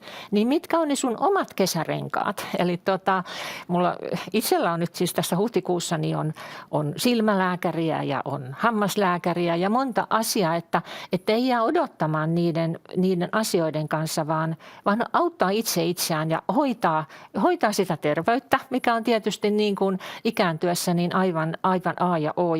Ja sitten se, että kaikkea voi tulla, mutta kun on siihen varautunut, niin se tilanne varmaan menee helpommin. Ja sitten se, että semmoinen, mitä toivoisin, mitä minulla ei siis nyt toistaiseksi ole tapaan sanoa, että toivoisin, että olisi semmoinen Esson baari, minne mennään aamuisin tapaamaan aamukahville jotakin. Ehkä tämä Esson baari vielä tulee, että monesti kuulee, tai monesti on siis semmoisia vähän niin kuin sanotaan, että ukkokerhoja tai se, mutta minä haluaisin semmoisen, missä niitä vähän niin kuin ennen työpaikalla oli se aamukahvihetki, niin sitä aamukahvihetkeä ehkä niin kuin haluaisi jonnekin virittää. Siihen ei ole vielä tullut muotoa ja toistaiseksi ei ole oikein ollut vielä aikaakaan, mutta ehkä sellainen on, että semmoisen kyllä rohkaisen tosi paljon, että tänään on mukava päivä tapaan näitä muita oman yrityksen eläkkeensaajia. Mennään tuonne taidenäyttelyyn, esittelyyn, että just tänään on sellaista. Että kyllä mä ajattelen, että semmoinen aktiivisuus on tosi kiva. Mulla on yksi ystävätär, joka sanoo, että hänellä on semmoinen sääntö, että joka päivä lähdetään jonnekin, eli että ei jää kotiin. Minä saatan kyllä jäädä joinakin päivinä kotiin, mutta että kyllä se semmoinen oma aktiivisuus, itsensä auttaminen siinä, niin minusta on niin kuin tosi tärkeää. Että tämmöiset asiat niin kuin mun mielestä siinä arjessa tuntuu. Että muuten sitten niin kuin ajattelen, että silloin kun olin sitten jäänyt eläkkeelle ja sitten mun on sisko, joka on hieman mun vanhempi ja sitten minua vähän sitten haastatteli, että minkälaista on ollut ja yritin sitä sitten sanottaa sitä asiaa ja sitten hän sanoi sillä, että niin hyvälle on helppo tottua. Ja niin se on, että kyllä mä ajattelen, että se eläkeaika on niin kuin mukavaa aikaa ehdottomasti. Että jos mua silloin etukäteen pelotti, niin turhaan pelotti. Että kyllä se on ollut, niin kuin, on ollut tosi mukavaa ja meillä tietysti on ollut, niin kuin monellakin on sitten siinä vaiheessa, kun eläkkeelle jää, niin ehkä tulee lapsenlapsia. Että meilläkin tuli runsaan 4 vuoden sisällä 5 lastenlasta, jotka on sitten, joiden kanssa on sitten ollut paljonkin ja sitten on saanut luoda heihin sitä omaa suhdetta. Että olen kyllä niin kuin todellakin saanut paljon, että toivon, että se sitten silloin joskus kantaa, että hei, kohta minusta yhtään kiinnostuneita, mutta minulle ehtii muodostua siinä sitten heihin semmoinen suhde. Se on ollut siis valtavan ihanaa ja ihan tuntuu tietenkin semmoiselta lahjalta, minkä elämä antaa. Ihan mahtavaa. Kiitokset Pauliina. Joo. Kiitos, että olit vieraana ja jaoit meille kokemuksia eläkkeensaajan näkökulmasta. Ja hyviä eläkepäiviä jatkossa sinulle. Kiitos, kun sain olla mukana. Kiitos.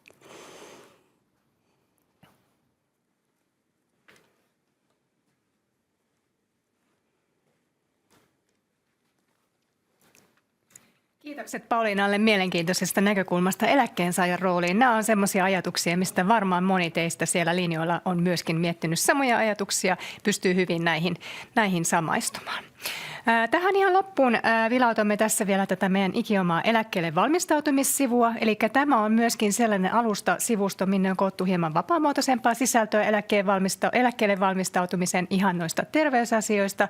On siellä verotusasiaakin mukana. Siellä on hyvinvointia, vertaistarinoita eläkkeelle jäävistä henkilöistä. Suosittelen lämpimästi tänne myös käymään tutustumassa. Mutta näin tämä aamu... Meinas tulla väärä dia, mutta jatketaan. Eli näin tämä aamu on nopeasti mennyt päätökseensä. Aika nopeasti meni 1,5 tuntia, kun on mielenkiintoista asiaa ja paljon hyviä puhujia. Tähän loppuu vielä koosteena teille kaikille, mitä on hyvä huomioida siinä vaiheessa, kun eläkeikä lähestyy. Eli suunnitelkaa, ennakoikaa, keskustelkaa avoimesti näistä eläkeasioista myös siellä työpaikoilla. Seuratkaa sen oman eläkkeen kertymistä sieltä työeläkeotteelta. Ennen kaikkea tehkää niitä ennakkoarvioita, niin kuin Pauliinakin mainitsi tämän taloudellisen puolen, niin se auttaa eteenpäin. Ja pikkuhiljaa sitten se mielikin kliksahtaa sinne oikeaan asentoon. Kiitos omasta puolestani tämän aamun puhujille ja teille kaikille siellä linjoilla. Toivottavasti olette saaneet vastauksia kysymyksiin myös siellä chatin puolella. Ja niin kuin Elina tuossa mainitsikin aikaisemmin, niin tosiaan tästä saatte sitten vielä tallenteen tästä tämän aamusesta. Jos tuli paljon asiaa, niin halutessanne voitte vielä esimerkiksi tuohon Essin puheenvuoroon myöhemmin palata. Kiitokset minunkin puolestani ja aurinkoista kevättä teille kaikille.